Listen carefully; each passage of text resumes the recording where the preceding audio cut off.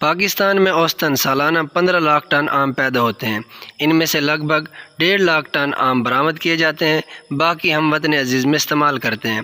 آم میں اس کی قسم کے مطابق بحساب وزن 20 سے 40% تک گٹھلی ہوتی ہے۔ اگر اوسطاً 25% بھی گٹھلی ہو تو 13 لاکھ ٹن آموں میں سے 3 لاکھ ٹن سے زائد گٹھلیاں نکلتی ہیں، جنہیں ہم کچرے میں پھینک دیتے ہیں۔ جب ہم کہتے ہیں کہ ہمیں اپنے ارد گرد ہر شے پر غور کرنا چاہیے تو اس کا یہی مطلب ہوتا ہے اپنے ارد گرد چھوٹی سے چھوٹی شے پر، اس کی ساخت، اس کے اجزاء ترکیبی پر، اس کے ممکنہ استعمال اور بنی نوع کے لیے اس کی افادیت پر غور و فکر کرنا چاہیے۔ اب دیکھیں، ہم دہائیوں سے آم کھا رہے ہیں اور گٹھلیاں کچرے میں پھینک رہے ہیں۔ آج تک ہمارے کسی دانا، کسی حکیم یا کسی خوراک سے متعلقہ سائنسدان یا پروفیسر نے اس پر سوال نہیں اٹھایا کہ اس گٹھلی یا اس کے اندر موجود گیری کی کیا کمپوزیشن ہے، یا اس سے انسانوں کو کیا فوائد حاصل ہو سکتے ہیں، اور آخر کار ہمیں ہمارے آم سے نکلنے والے گٹھلی میں موجود گیری کی کیمیائی ساخت اور افادیت و اہمیت کی بابت بھی گوروں نے ہی ہمیں آگاہ کیا۔ آم کی گٹھلی سے نکلنے والی گیری میں 10 سے 12% ایک طرح کا مکھن ہوتا ہے جس کی کیمیائی ساخت کوکا بٹر کے قریب ہے۔ کوکا بٹر کوکا پھلیوں سے نکلنے والے اس مکھن کو کہتے ہیں جسے دنیا کا بہترین چاکلیٹ بنانے کے لیے استعمال کیا جاتا ہے۔ کوکا مکھن کی تھوک میں عالمی منڈی میں قیمت پاکستانی روپوں میں 1100 روپے فی کلو گرام ہے، جبکہ آم کی گٹھلی سے نکلنے والے مکھن کی خوشبو کوکا بٹر سے بھی بہتر ہوتی ہے۔ اس کے علاوہ آم کی گٹھلی سے نکلنے والے مکھن میں موجود مختلف اقسام کے تیل اور مائکرو نیوٹرینٹس انسانی جسم، جلد اور بالوں کے لیے انتہائی مفید ہیں۔ اس مکھن میں سے عملے تخلیص کے ذریعے ایک تیل بھی نکالا جاتا ہے۔ یہ تیل کھانوں اور ادویات میں استعمال ہوتا ہے۔ اسے مینگو سیڈ آئل کہتے ہیں۔ اس کی قیمت قریب 5000 روپے پاکستانی فی کلو گرام ہوتی ہے، جبکہ تیل کے بعد باجرہ پھونک بہترین گلوٹن فری آٹا ہے جسے ہم گندم کے آٹے میں مکس کر کے بھی کھا سکتے ہیں۔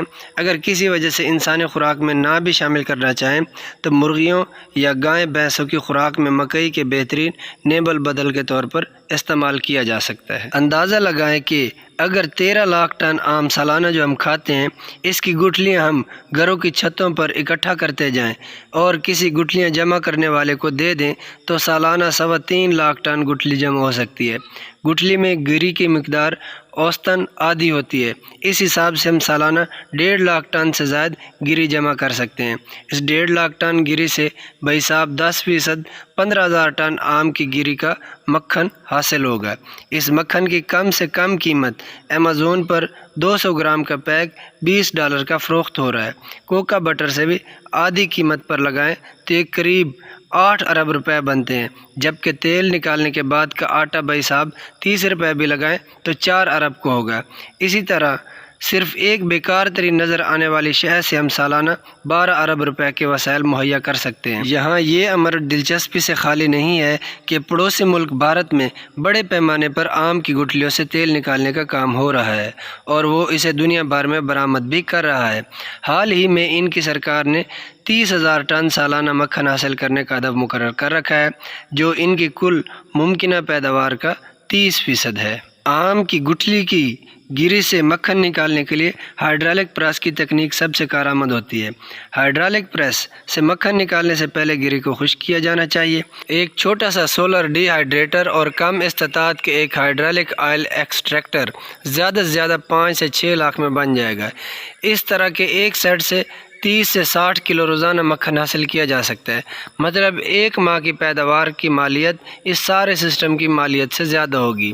قدرت نے اپنی فیاضی میں کوئی کمی نہیں رکھی، لیکن ہم نے اپنی آنکھیں بند کر رکھی ہیں۔ اگر ہم خدا کی عطا کردہ نعمتوں کا درست استعمال شروع کر دیں تو کوئی وجہ نہیں کہ ہم خوشحال نہ ہوں اور ہمیں دوسروں کے آگے بھیک کے لیے ہاتھ بھی نہیں پھیلانے پڑیں گے۔ اگر آپ کو ویڈیو معلوماتی لگی ہے تو ہمارے چینل کو سبسکرائب کرنا نہ بھولیے گا۔ ملتے ہیں اگلی ویڈیو میں، تب تک کے لیے اللہ حافظ۔